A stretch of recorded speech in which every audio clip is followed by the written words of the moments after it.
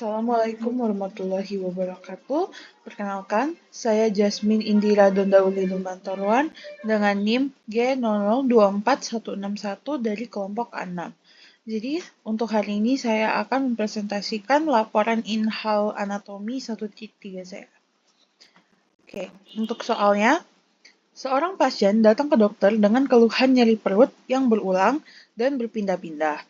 Setelah dilakukan anamnesis dan pemeriksaan fisik, diketahui bahwa nyeri pertama kali dirasakan di daerah epigastrium, lalu menjalar ke daerah umbilikus, dan terakhir terasa di daerah suprapubik. Dokter menduga bahwa pasien mengalami masalah pada saluran pencernaan yang melibatkan organ-organ dari foregut, midgut, dan hindgut. Oke. Lalu ada soal yaitu A. Sebutkan pembagian organ-organ yang termasuk dalam foregut, midgut, dan juga hindgut. Kemudian, jelaskan pembagian suplai vaskular utama dari masing-masing bagian tersebut. Oke, kemudian sebutkan persarafan utama dari foregut, midgut, dan hindgut, serta jelaskan bagaimana nyeri visceral dapat menjalar sesuai distribusi saraf ini.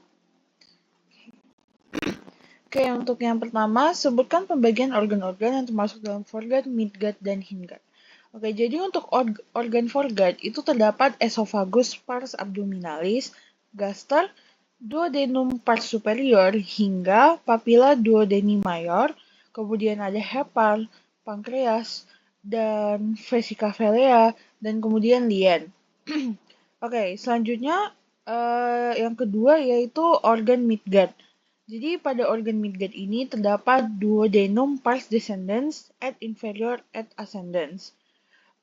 Kemudian terdapat jejunum et ileum, kemudian terdapat caecum et appendix, kemudian terdapat colon ascendens dan 2/3 colon transversum. Selanjutnya untuk organ hindgut. Jadi untuk organ hindgut ini terdapat 1/3 colon transversum, colon descendens, colon sigmoideum, dan juga rectum.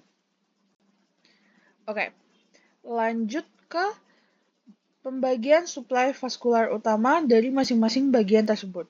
Oke, jadi kita akan masuk ke vaskularisasi sistema arteriosa untuk foregut, yaitu truncus coeliacus dengan percabangan arteri hepatica communis, arteri gastrica sinistra, kemudian arteri lienalis.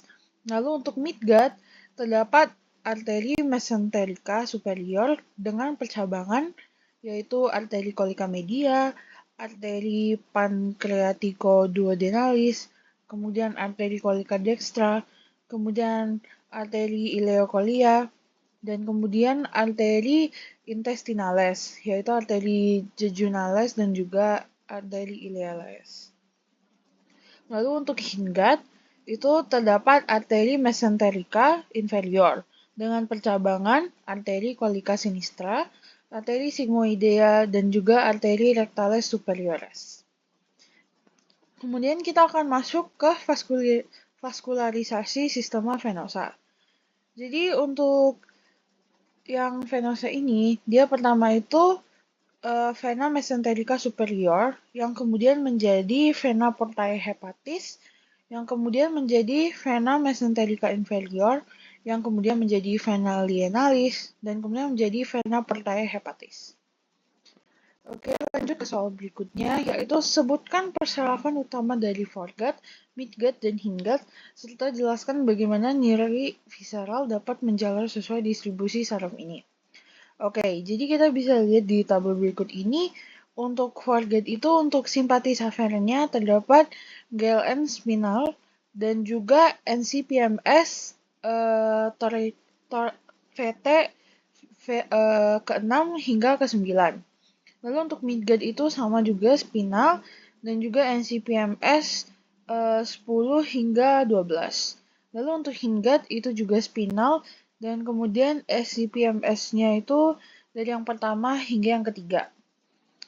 Oke, lanjut ke simpatis eferen. Untuk foregut itu NIL CLMS yang ke-6 hingga ke-9. Lalu terdapat nervus planicus mayor dan juga glandula coeliacum. Lalu untuk midgutnya itu terdapat NEL CLMS ke-10 hingga 12 dan juga nervus planicus minor dan juga terdapat mesenterica superior. Lalu untuk hindgut itu ada NIL CLMS yang ke-1 hingga ke-3 dan juga dia terdapat splanchnolumbalis dan juga mesenterica inferior. Kemudian kita masuk ke parasimpatis aferennya. Untuk foregut dan midgut itu sama, yaitu ada nervus vagus, kemudian ada nodusum, dan kemudian ada nucleus dorsalis. Nah, untuk hindgutnya itu dia ada nervus planici valvici, kemudian ada spinal dan juga NCPMS kedua hingga keempat.